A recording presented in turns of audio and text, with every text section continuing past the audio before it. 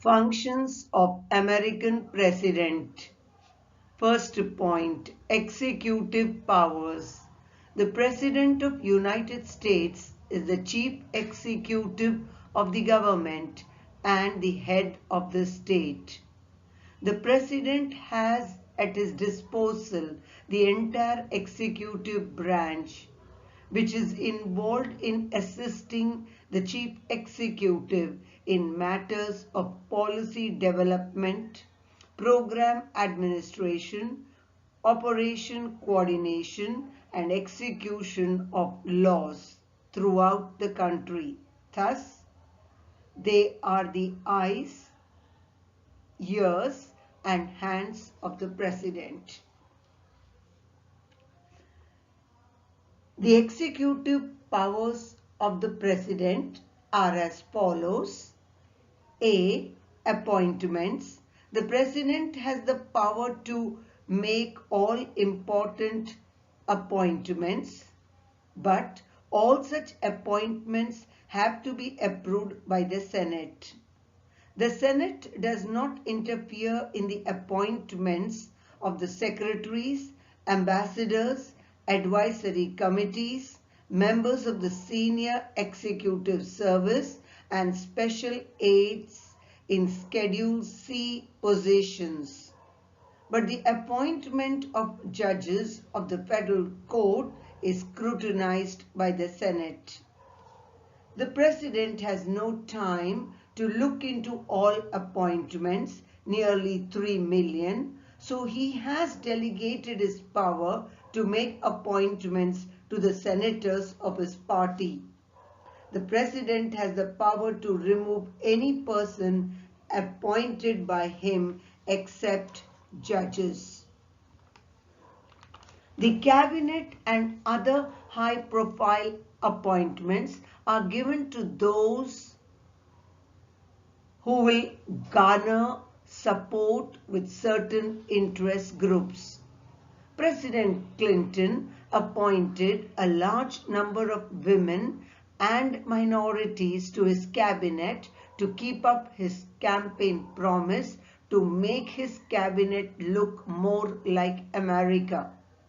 The appointments to ambassadorship sometimes are given as reward for faithful service to the President's political party or for significant campaign contributions. For example, President Obama picked 14 bundlers to be appointed to countries like Austria, Belgium, Finland, France, Japan, Canada, Switzerland, Sweden, South Africa, etc. B. Granting pardons. The President has the power to grant reprieves and pardons to all offenders against federal laws except those who have been impeached or those who have offended against the state. A reprieve can reduce the severity or length of a felony sentence but does not erase the conviction, while pardon wipes out both the guilt and sentence and restores all civil rights. They are used as a corrective action to reverse a wrongful conviction.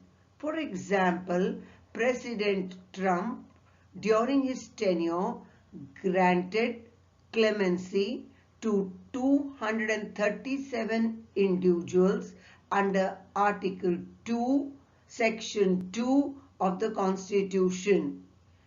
In 2019, former Navy SEAL Eddie Gallagher was demoted after court-martial, but President Trump later reversed his demotion. The most famous act of clemency was President Ford's pardon of Richard Nixon on September 8, 1974 for all offenses against the United States. Watergate crimes. Second, chief head of state. The president is not only the head of the government but of the state also.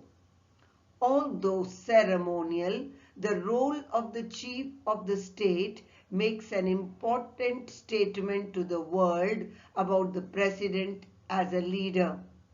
As the head of the state, the president has to fulfill certain ceremonial and symbolic obligations. For example, greeting foreign dignitaries with formal White House dinners, invite championship athletes and teams to the White House for a public reception, lighting the national Christmas tree, and so on. The former presidents have established precedents for future office holders, and these precedents have evolved over time and has become a part of the office over the years. Third, Commander-in-Chief. The President is the Commander-in-Chief of the U.S. Armed Forces. Over the years, American troops have fought in Panama, Bosnia, Vietnam, Afghanistan, Iraq, Persian Gulf, and many other places. The Constitution gives the Congress the authority to declare war and fund wars, while the President enjoys the power to manage and execute military action. Most of the presidents in the 19th century adhered to the Constitution. Preceding both World War I and World War II, the Congress, by statute, delegated the President with authority to fight wars. During the Cold War period, the Congress gave greater military authority to the President to fight against the menace of communism and threat of nuclear war. Due to the repercussion of the Vietnam War, the Congress placed the War Powers Act in 1973 to control the President's ability to declare war without the prior consent of the Congress and to withdraw troops after 60 days unless Congress approves their continued deployment. The Congress authorized the use of force in Iraq in 2022. As opposition to the war grew, Congress found it difficult to ask the President to change policy by any means short of cutting off all funding for the conflict. Fourth, Chief Diplomat. The President has control of foreign relations, which he conducts with the assistance of the Secretary of State.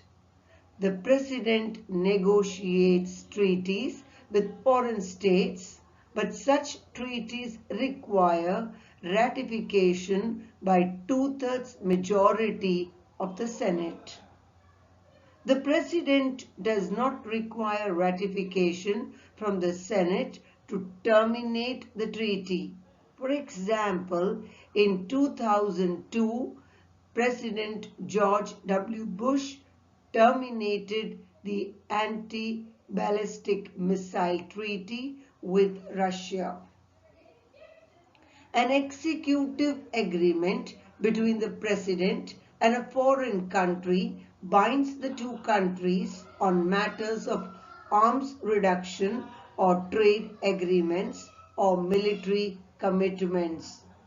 The executive agreements have grown popular because it does not require Senate approval and provides room to the President to negotiate international agreements quickly and in secret on sensitive matters. For example, face-to-face meetings and agreements between leaders Ronald Reagan and Mikhail Gorbachev was key to ending the Cold War. Another example is the North American Free Trade Agreement in January 1994. The President receives ambassadors and heads of state or government and ministers from foreign countries. On the grounds of violation of human rights and religious freedom of the people of Gujarat, Chief Minister Narendra Modi was denied the diplomatic visa in 2005. The recognition to a foreign country is determined by the President on the basis of the country's record on human rights, its willingness to abide by international law, and its ability to govern its people. For example, President Biden's government recognized Cook Islands and Niue in September 2023. The President can also terminate the recognition. For example, President Clinton cut off relations with Afghanistan after the Taliban seized power, but was restored by George W. Bush government after Hamid Karzai took control. Fifth, legislative powers. The Constitution of United States is based upon the theory of separation of powers. So, in theory, Congress legislates and the President executes. In practice, the President has become an important legislator, closely working with Congress to secure approval for various proposals. When the President and the members of the Congress belong to the same party and enjoying majority, his legislative agenda is given top priority. The legislative powers of the President are as follows. A. State of the Union Address. The President outlines the administration's legislative agenda in the State of the Union Address given to a joint session of Congress each January. Beginning with President Woodrow Wilson, the State of Union Address was in person. Prior to this, the President discharged this responsibility with a letter to the Congress. The President's popularity increases with the nationally televised address, and he tries to take advantage of it by introducing his legislative agenda in Congress. For example, President Biden, shortly after taking office in early 2021, detailed the legislative framework for his Build Back Better plan. This plan proposed three key legislation: the American Rescue Plan, Infrastructure Investment and Jobs, and Inflation Reduction Plan. All were passed by Congress and signed into law. B. Veto. A bill passed by both the houses of Congress is presented to the President for his assent. The President can respond in one of the three ways. He may sign it, veto the bill by returning it to the Congress, or do nothing. If he does nothing, the bill becomes a law after the passage of 10 days. If the Congress adjourns sooner than 10 days, the bill dies. If the President vetoes a bill, the Congress can still enact it into a law by passing the measure again with two-thirds majority in both houses. Veto is a political tool which allows the President to influence and shape legislation. Presidents have used the veto power judiciously. C. Executive order. The President can enact initiatives without Congress approval in two ways.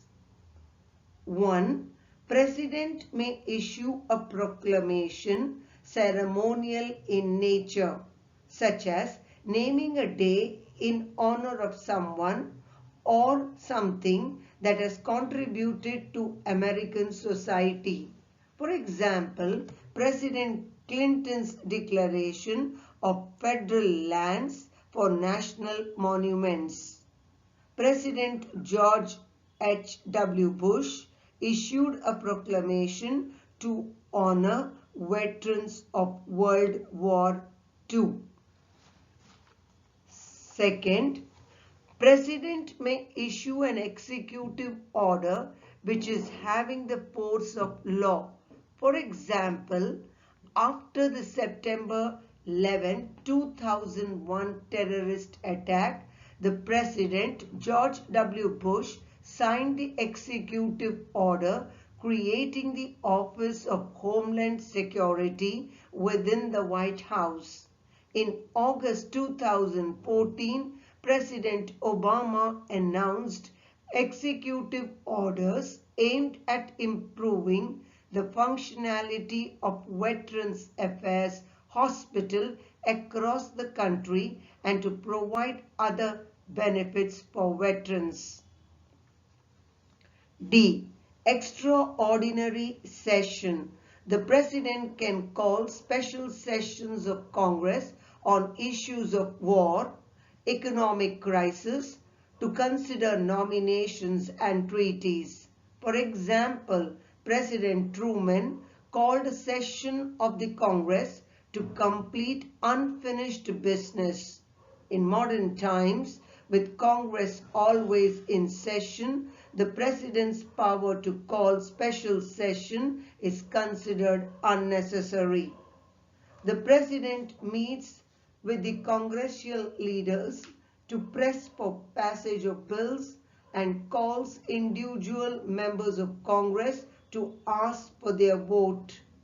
In case of a divided government in which White House and Congress are controlled by different political parties, the President can appeal directly to the people for support to achieve his objective. Sixth, the party leader. The President sets party policy, defines the legislative agenda, establishes the tone for political dialogue, and serves as the party's chief spokesperson. As a party leader, the President performs the following responsibility. A. He raises hundreds of millions of dollars for the party and fellow office holders at the state and national level. B. He influences party members in the Congress with promises of fundraising support and projects for their district. C. He selects the National Committee chairperson. D. He writes the party policy platform at the nominating convention. E. He campaigns for candidates. Seventh, Comforter-in-Chief. This aspect is not embodied in the Constitution. This role evolved over time and played a crucial role in times of emergencies, crises, and tragedies. For example, after the Oklahoma City bombing, where Bill Clinton publicly wept with and reassured the victims and their families. Thus, his ability to reach Americans on a personal level did much to help the nation's grief. Limitations on the powers of the President of United States. The powers of the President of United States are limited by several factors. First, term. The 22nd Amendment to the Constitution limits the number of terms a president can serve to 2. Every term has 4 years. Second, eligibility. The founders established certain requirements for presidents, set a minimum age of 35 years, should be a natural born citizen and a US resident for at least 14 years.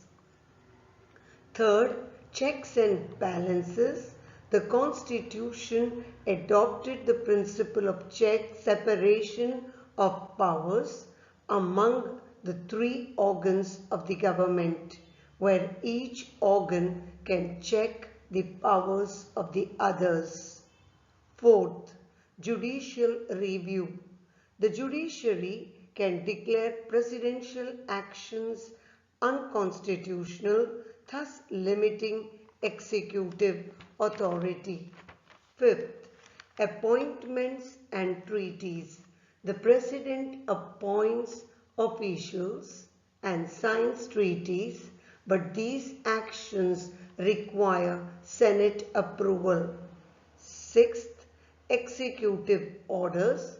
The executive orders of the President can be overturned by future administration, which restricts its permanence.